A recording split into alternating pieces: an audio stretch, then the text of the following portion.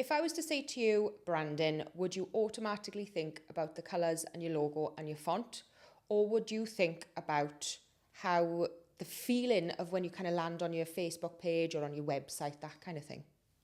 This episode, we are breaking down what branding really means and why it's more important than ever to be looking at it and getting it perfect. Mother, baby, and us. So, we had a bit of an unexpected break. When I say unexpected, we are only human, and as much as we give advice, sometimes we don't take our own advice, and the 6 weeks holidays crept up on us. So we took a forced hiatus. We did take a forced hiatus because we didn't have enough hours in the day. No. And we hadn't batched enough episodes, and we just didn't plan it well enough. And sometimes I feel like we need to go back and listen to our own episodes of the podcast and take our own advice sometimes. Yeah, sometimes. But there we are. Yeah. Live and learn. This summer, or the last 6 weeks, has consisted of us trying to get client work in around childcare. Yeah. And then soft play dates with our laptop. So sitting there and working on things while the kids are running around like idiots. That did result in our photographer's power pack. Yes, we worked really hard on our photographer's power pack, which is a free downloadable e-guide. Don't cost nothing. No, absolutely free. It does cost. I mean, it costs your email address. We'll take your email address, but you will get the guide for free. And it is chock-a-block with I want to say information. It is information, but it's a starting point. It's giving you like our full client experience workflow from the first phone call or first inquiry up until they get handed their stuff. Yeah. And it is the full workflow, but it's not you have to do this. It's more of a use this to spark ideas kind of booklet. It's giving you social media prompts, and it's giving you videos that will change your mindset that we've got on our YouTube channel. And it's just loads and loads of really useful information. Yeah, that is not telling you how to do something, but giving you ideas of how to make your brand yours. Yes, it's a really good starting point. And I feel like there's so much information in there. I mean, just go and download it, it's free. Yeah, I'm going to put in the description in the show notes. And yeah, just go download it and let us know what you think. But as well as that, we also did our branding. We looked at our branding, and that's what sparked the idea to do this episode. It is, because it was well overdue. It was, yeah. And it's not an awful lot of work you can do from a soft play. So it was one of them things of what can we do? And we looked and planned, because it takes a lot of planning to do your branding. Well, that's why we put it off, wasn't it? Because we knew how much legwork goes into it before you actually do the little photo shoot and the putting it all together at the end. You've got to put the effort in beforehand. Yeah. And people do think, when you say, oh, what's your branding? They do think of the colours and your logo. Yeah, and making sure your font is the same throughout. Don't get me wrong, that is the starting building block. That is the first thing you probably do. But but it's more about how people perceive your brand, what they think about your brand. How they feel when they interact with you. Yes, absolutely. What's that quote you'd like to use? Jeff Bezos. I hate quoting him because he's a very problematic man, but he's right. Yeah, he is, yeah. Your brand is what people say about you when you leave the room. Yeah. So you've got to get those touch points whenever they're on your website, your social media, or if they see you in person. They need to be consistent throughout. It needs to feel like an authentic voice. Yes. And it's all got to sound the same. And I don't mean like physically sounding. I mean like the type that you use, the copy. The tone. The tone, that's the one. So the copy on your website and the caption on your Instagram and the feel of the videos that you put on TikTok and how you write your emails to your client list, that's all got to marry into each other. It's got to be consistent, because if you were giving off very professional, serious high-end vibes. Yeah, in your emails, and I am a business person and I'm giving you professional advice, and that is how you portray yourself on Instagram or in your emails. And then you go on TikTok and do the Sprite challenge. What's the Sprite challenge? You've got to like neck a whole can or bottle of Sprite and try not to burp.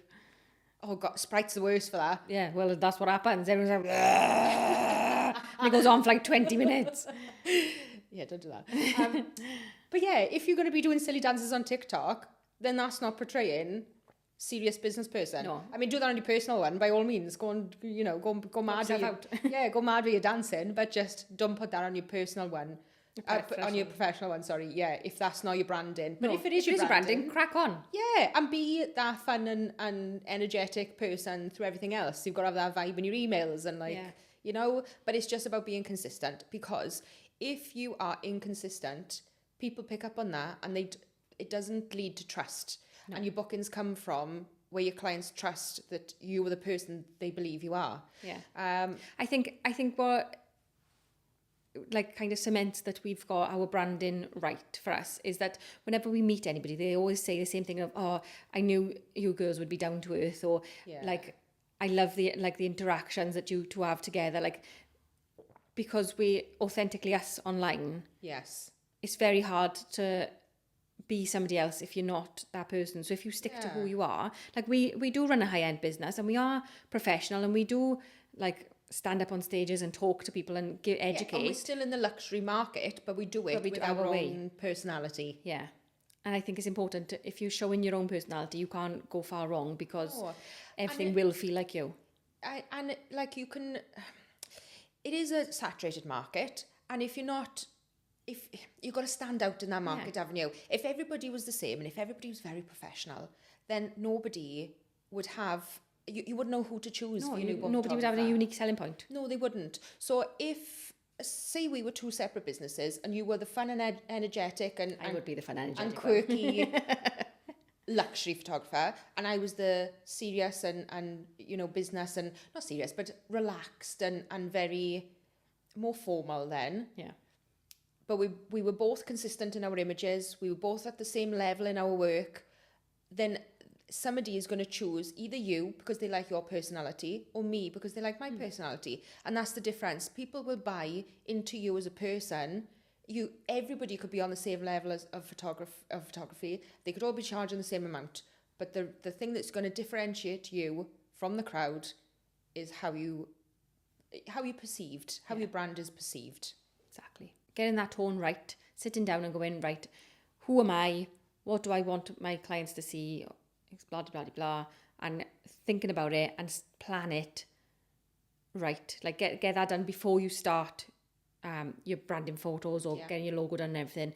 Makes a massive difference to what you actually then create. Definitely. When you build up the trust from being consistent, it brings a confidence to your business that people can go, yeah, I trust, and I'm confident that they will be who they say they are online. Yeah. And it then generates the, oh, well, I know that person is good. I'll go and tell that person, the other person. It's word of mouth referrals it brings on. And you know what? Word of mouth referrals are better than any other kind of referral, because somebody is saying, these are good. These are so good. I want you to go and experience that as well. Yeah. And you're not going to get another. And if you get a word of mouth referral from somebody, and it's like friends and family or whatever else, and then you go on the website and you go, I'm not confident in this. I don't know. Like, your brand has got to be, your brand has got to back it up every step of the way. So being consistent builds the confidence, builds the trust in your brand, and then it does generate word of mouth referrals. If you've done all of that already, do you know, like if a client is going online to find their photographer and they've been on your website and they've been on your TikTok and they've been on your Instagram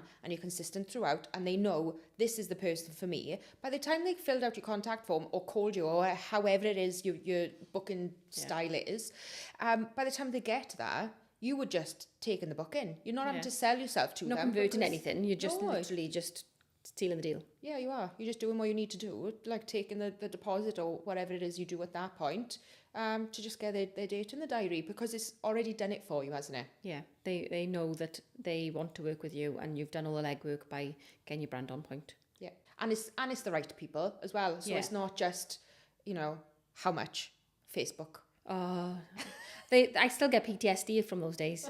I swear. How much? And then you question mark. And then haven't responded in 3 minutes at 11:30 at night. So they send you another 3 question marks. No, they're not for me. No, it's the right people coming to you. It's the people that are vibing with you. So obviously they are your type of people. And like our website, we are very consistent with all of our socials and everything. We've learned the hard way with that, haven't we? And we've spent a lot of time getting it all right. Yeah. So now, with the people that go onto our website and click that book now and fill out that form, we know that they have been well informed, that they've been through our website, they understand our pricing structure, they know that we are a kind of luxury and we're on the higher end of pricing. So by the time they come through to us, they've got an idea in their head that this isn't a bums on seats photographer. I'm not going to get a free session fee and spend 30 quid on prints and products afterwards. I'm going to have to part with a decent amount of money because that I want this service. I want what they're offering. I love their images. I love everything about their brand, and they know that they're going to be. It's the whole kind of Mercedes versus a random car dealership argument, isn't it? It's like you don't expect the Mercedes service when you go into Trade Centre Wales, which is a very niche car garage, but I couldn't think of a cheaper one off the top of my head. You don't expect the same level of service because their branding is completely different. Yeah. If you want a Mercedes branded car and you want that experience and everything else, those people know what they're getting. They're going in, they spend money. Yeah. So it's what you put out to the universe for your clients. So just make sure that whatever it is, whatever your brand is, however you want it to look. Yeah, because we say high end all the time because that's like what we are. But it doesn't matter if you're a bums on seats photographer. If you're a bums on seats photographer, you've still got a brand and you've still got to market to people. So you can be that fun, energetic person if you want to be, and like do fun things and.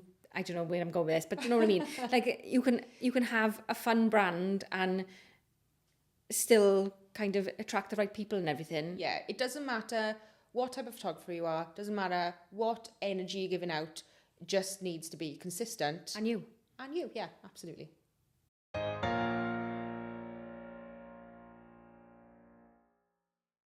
Okay, so we've got a little bit of homework for you for this part. We have... Tell us September. We put our heads together and we've written down some questions that we want you guys to answer, not necessarily to us, just for yourselves, so that you can start to think about what you need to kind of have as building blocks then to start thinking about your branding and getting it right. Okay. So, Abigail. So, first question, what do you want to be known for? Are you commenting on any of these questions or am I just reading them? No, I'm not going to answer them. I didn't want you to answer them. I was just meant to, you're going to like give a little bit more information. What was the question again? What do you want to be known for? What do you want to be known for? I think it's self-explanatory, isn't it? Okay. Just checking. What kind of experience do you give your clients? Yeah. What do people say about you after working with you? What are 3 to 5 words that should come to mind when someone sees your content? Yeah. I think that's a really good place to start. Yeah. And once you've answered those questions, you kind of get a general vibe of what you're going for. And then that's when you can pick your, I want everything to be pink. Yeah. Or, Yeah. So like what do your clients say after they've had an experience with you or whatever the question was? That was paraphrasing. Yeah. I think that's when we knew our branding was working because every single, like if you've watched more than one episode of this podcast, you'll know that we harp on about experience and client experience a lot. It's in the Photographer's Power Pack, link below. But we go on about it a lot.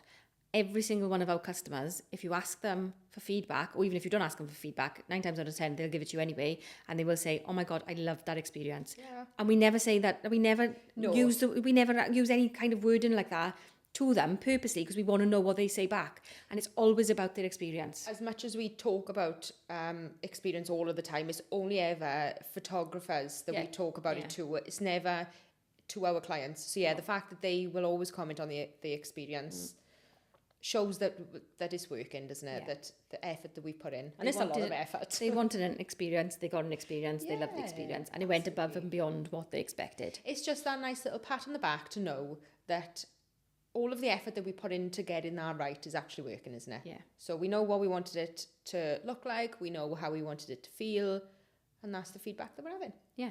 So, those questions, I think, start with them and start thinking about what you, not necessarily where you are now, maybe, where you want to be, because that's where we started. We were looking at those questions before we had the studio and everything, we were like, well, what do we want to create? Why do we want to create it? And then that's where it kind of went from there. Yes. And we do also have a Facebook group for photographers. So if you guys are not in that already, can you post a link somewhere for that, Abigail? I will post it in the description and show notes. We will pin a post to the top of that group so that we can have like a discussion. So once you've answered those questions and you've kind of got a roundabout idea of what you want your brand to look like, either share it with us on that feed or, you know, talk about what your next steps are going to be. I want to... Little accountability post. Come and have a chat with us. If you've got any questions, you can leave it there. It'll be a little thread. And it'll pin it to the top of the group. Yes. And let's just have a discussion about it. This is my, like me pre-watching this to make sure that it's all done. This is my, like, reminder to go and do that.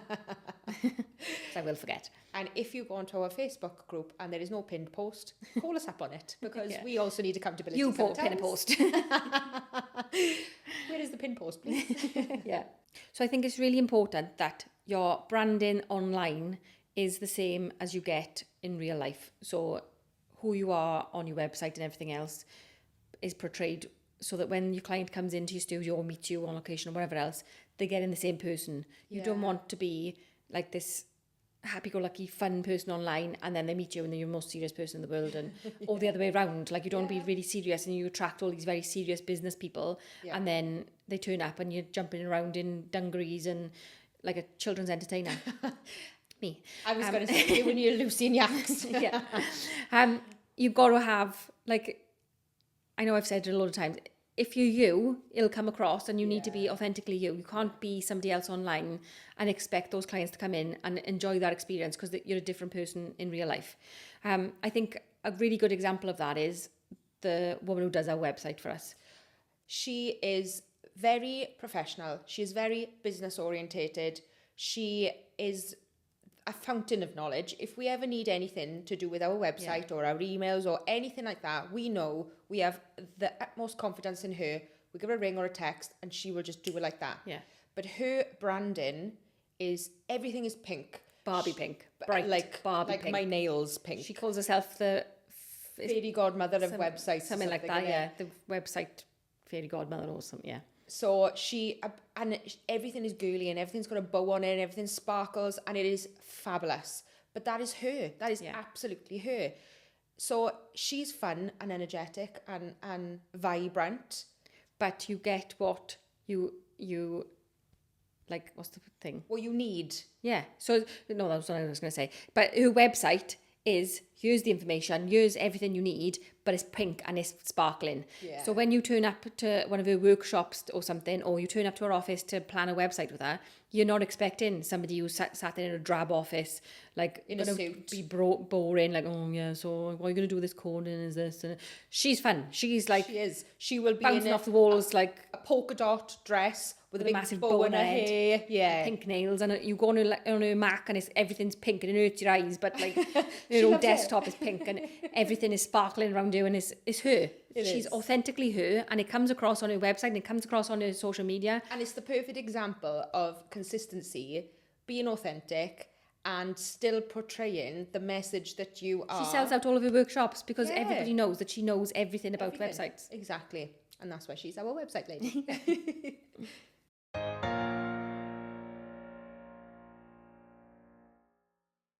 So a little add-on to the homework, if you're doing the homework, I encourage you all to do your homework. More kind of geared towards the people who are already established and got sort of a brand to go in. Yes. But you can do it regardless. Because if you've got social media, you can do it. If a potential client or customer, whatever, was good to go on your socials or your website, would they instantly understand who you are, what you're doing, who your brand is? Yeah, would they understand your brand? Are they going to see it and think, oh, this is my kind of person? Or are you kind of pushing something that isn't quite you anymore? Because that, like, one of the reasons we wanted to update our branding was it wasn't quite us anymore. No, it wasn't. And your business is always evolving, and of course, you know, your branding has got to evolve with it. So it's a really good question to ask yourself. And if you can't be impartial because you spent 65 years building your website, then get somebody else to go on there and tell you what they think. Just give them your website and say, have a look at that and tell me how you feel about my brand and what you think my branding is Or leave your link on our thread that I'm definitely going to put on our Facebook group, and we will try and help you. Like, we will go on your website and let you know what your branding is saying to us. Yeah. And we can have a conversation with you and help you out. Oh, that's a good one. I like that. Oh, Jesus. Christy gets a little bit too into it. We're going to have like 65 websites to look at now. Oh. But I don't I'm going to charge. I'm joking. No, leave a link to your website if you haven't got anybody else that can do that for you. We absolutely will do that. And we'll have a good look at it for you and tell you what we think your branding is saying. And then that's a good point to Leave us your email as well if you don't want us to do it on like the thread, because like that's a bit personal. But yeah. I mean, I would never say anything nasty. No. That's your push to go and have a look at your branding and make sure it is where it needs to be. Yeah. And you can have a free little nugget of advice of us. Not nugget of advice, what's it called? When they come and audit. Free little audit from us. Not that you want it, but you're having it. No, I'm joking. Yeah. So I think that's a good little bit of homework to do. Absolutely. That everyone should be doing now and again. And even if you don't want to join in and you've already got your branding on point and it is absolutely you and you don't need to do that, still join our Facebook group because it's a nice little space, isn't it? It is, yeah. Yeah.